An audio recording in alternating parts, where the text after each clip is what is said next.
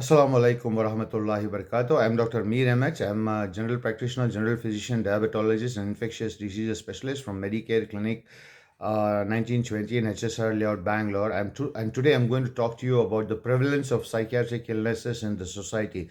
There are a lot of people who appear to be doing extremely well, and they are very successful, and they are like role models in the society, and everybody looks up to them. And suddenly we see that they develop psychiatric illnesses and start developing symptoms of depression, mania, psychosis, schizophrenia, etc., or bipolar disorder. Why does this happen?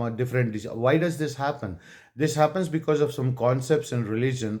The primary being, we have to realize that the religion accepts that people compete with each other. There is a verse which says, Yalamol hayabatu dunya laibun lahbun zinatun tufarihu bainikum tukasura amwalukum awladukum. It is human nature, it is nature of people to boast about their achievements and how good they are. So when they see this is going on throughout the society, and they try to boast that they are better than others. So what this leads to is, it's very important that other people deteriorate. So many people use verses 4 and 5 in 95, which is 4 verse which says, we have suddenly created man in the best of stature. And the very next verse says, then we return him to the lowest of low.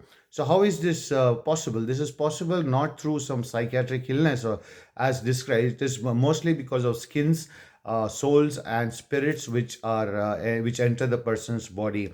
This is again reinforced in concept of animals of transport. Many people are projected as camels or donkeys or horses, which are animals of transport used for transport. So what happens to these animals is, when they develop characteristics of these animals, they are loaded with skins of people with diseases, and suddenly these people who suddenly start demonstrating the symptoms of the diseases that we are talking about. And also this leads to a lot of mistakes, a lot of errors, which next leads to punishing a person for the sins of other.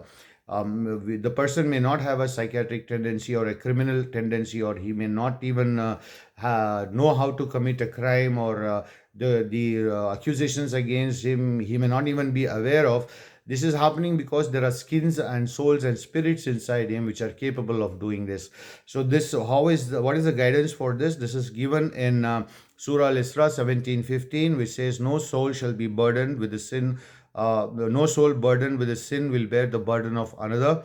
And every Surah Al-An'am 6:164, and every soul earns not blame except against itself, and no bearer of burdens will bear the burden of another.